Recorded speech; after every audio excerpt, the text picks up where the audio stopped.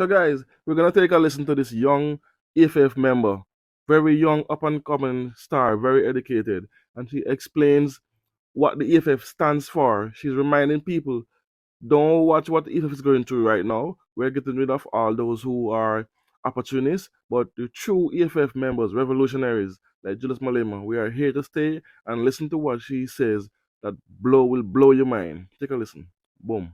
Thank you, Chairperson. Greetings to all the sympathizers of the economic emancipation movement, the only one of its kind in the Southern Africa under the stewardship of the Commander-in-Chief, Julius Sello Malema, and commissars of the EFF. This debate on accelerating land redistribution and agricultural development for inclusive growth is one the EFF takes with utmost seriousness, as it is directly linked to the EFF's first non-negotiable cardinal pillar, expropriation of South Africa's land without compensation for equal redistribution and use. For over 11 years, the EFF has remained true to its foundation, consistently reminding society that the premise of our demise as Africans has comfortably rested on the continuous theft of our land by settlers who are still in possession of it today. Until this reality is reversed in its fullness, until efforts are put in place to avoid this historical debauchery from ever occurring again, all narratives surrounding the development of this nation on agricultural development and land redistribution remain a lie that is meant to lock our people in perpetual servanthood at the mercy of those who are beneficiaries of land theft crimes. There are some dressed in blue who pretend to have a disdain for crimes pertaining to land occupations, land invasions, and land theft. However, in their supposed hatred for this crime, they are content with the land invasions that occurred since 1652. They see no urgency to address the land theft crime of the 1913 Natives Land Act that saw thousands of black families being forcibly removed from their land by the apartheid government. They defend the 1936 Natives Land Trust and Land Act of South Africa today. Perhaps more truth should guide the politics of why they hate the land invasions and occupations of 2013 when the EFF was formed, but defend the land invasions of 1913 led by the apartheid government. They hate the land occupation program of the EFF in Oliver Bush in Centurion, Blue Hills in Midrand, Whalers Farm in Elandsfontein, off the Golden Highway near El Dorado, Orange Farm, Waterfall, Boven, Delmas, Bethel Extension 5, and numerous other progressive land occupation programs of the EFF. However, Ondlebe's Kanyilanga, adorned in blue and no educational qualifications, absolutely adore the land invasions that saw the best parts of the Western Cape given to whites only. They love the land invasions in KwaZulu-Natal that saw black people being given rocky lands and the best agricultural land being preserved for white elites. They love and will fight us to the very grave in defense of the land invasions in Gauteng, Limpopo, and Mpumalanga that gave over all the minerals, the gold, manganese, chromium, diamonds, coal, and copper to whites only, whilst the black people are meant to only serve the purpose of dying underneath the belly of the earth as miners. They claim to give us our daily food every day and supposed food security in the agricultural sector, but conveniently forget that 80% of the labor that creates food that we eat in Africa is in actual fact our mothers, black women, whom in the Eastern Cape and Kokama still get paid a packet of cigarettes and a carton of milk after a week's labor worth on our stolen farms. These are the same people who rejected a motion in Parliament calling for Parliament to intervene on the land invasion against the Molefe family in the West Rand by Prestige Park, a land invasion crime committed in 2023. But however, they also feel that an entire generation must pause on its generational mission to recoup stolen land led by the just and all races people loving EFF. You can't love the land invasion of 1936 that was done through the barrel of a gun and hate the peaceful land occupation led by the EFF of Nana's Farm and Mountain City. This essentially means that you are the very thing you accuse us of. You are the ones that are racist. You are the racial dividers who deem black people unworthy of living, farming, and owning the land of their forefathers, whilst you protect the proceeds of colonial and apartheid land theft crimes against humanity. The government of President Ramaphosa in 2024 chose those who loved the land theft of 1913 and rejected us who are reversing land theft crimes since 2013. We will never be ashamed of our land occupation programs. We will always choose justice over crime as the EFF. The color blue represents preserving the land theft of 1913 and 1936, and the color red represents expropriation of all land without compensation for equal redistribution and use. They don't want us to occupy land like their grandfathers who did the same thing, because they know that beneath that land lies minerals that are yet to be uncovered. On that land lies the economic liberty that they enjoy on a daily basis. The EFF's approach to land expropriation without compensation is that all land should be transferred to the ownership and custodianship of the state, in a similar way that all mineral and petroleum resources were transferred to the ownership and custodianship of the state through the Minerals and Petroleum Resources Development Act of 2002. This transfer should happen without compensation and should apply to all South Africans, Black, colored, Indian, and white. Under this legislation, no one should be allowed to own land forever, because those who have money can over time buy huge plots of land and use them for counter-developmental private purposes, such as using agricultural land for game farms. Nizothi nivuke ekuseni, and you find that Elon Musk owns the whole of Tshwane because the poor sold it to him. This is why privatization of land, as proposed by the expropriation bill, is a threat to state sovereignty and protection of our people.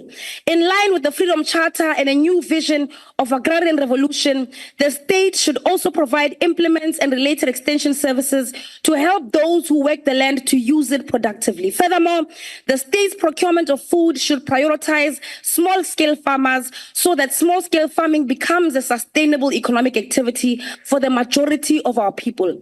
The state must buy more than 50% of the food for hospitals, prisons, schools from small-scale farmers in order to develop small-scale agriculture. To boost sustainable demand domestically, the South African government should pass legislation that all the food bought by the government for hospitals, schools, prisons, and the like should be sourced from small-scale food producers. This in itself will create sustainable economic activity and inspire many young people to go into food production, because there will be income and financial benefits to boost other economic activities out of it. The economy of food production needs a well-structured protection mechanism and subsidies in order to protect jobs and safeguard food security. Most developed and developing nations are actually doing the same. With a clearly defined and well-structured mechanism, South Africa, which is oddly a net importer of food, can realize the development of the food economy in a manner that exceeds Brazil's. This will add to sustainable job creation efforts, not the kind of short-term jobs created through the infrastructure development. This will, of course, require land reform to be expedited and water supplies to be guaranteed for the sustainability of this important sector of the economy.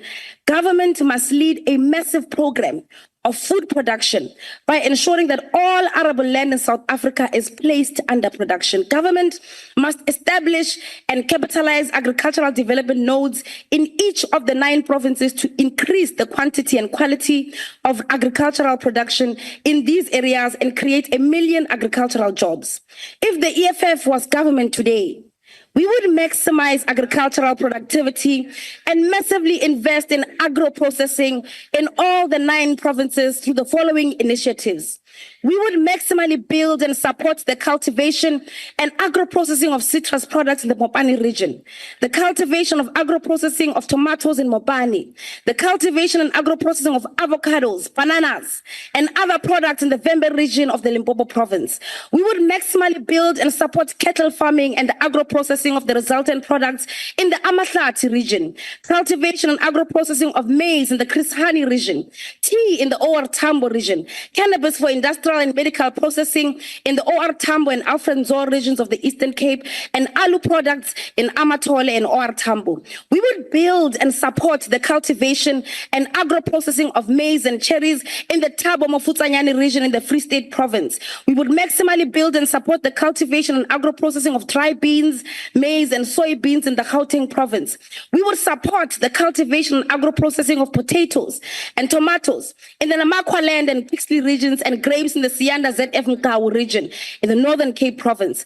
The EFF would maximally build and support the cultivation and agro-processing of sugarcane in the eThekwini, Ilembe and Zululand region, maize in the Umzinyathi and Utugela regions, citrus and bananas in Ugwe and Umkhanyakude regions, cattle farming in the Amajuba, Utugela and Zululand regions, and timber in Umkhanyakude and Sisonke regions in KwaZulu-Natal province.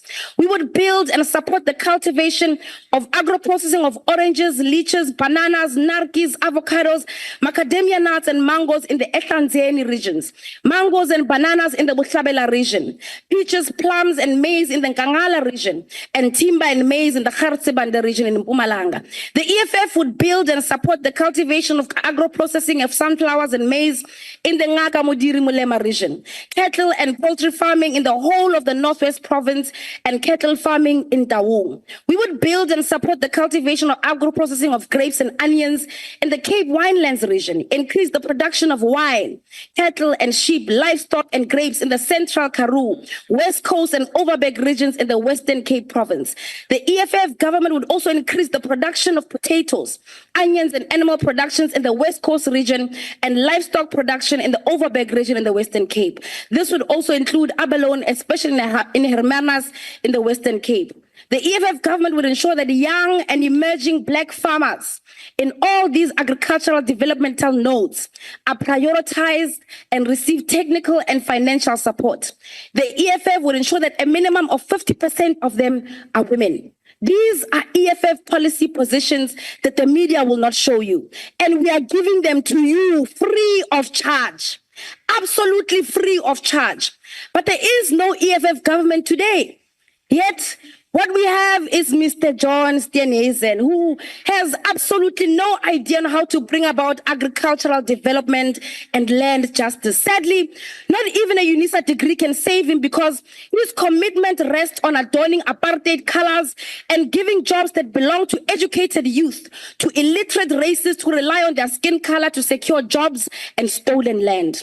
We are grateful as the youth of South Africa that a vehicle with ideological clarity like that of the EFF actually exists. We are grateful that in the midst of those who conveniently forget that this sector is formulated on vicious crimes against humanity, the EFF exists to rectify and steer our nation towards justice. This not just in speech. We do actual land occupation programs. An idea that is here to stay. Economic freedom in our lifetime. My boy!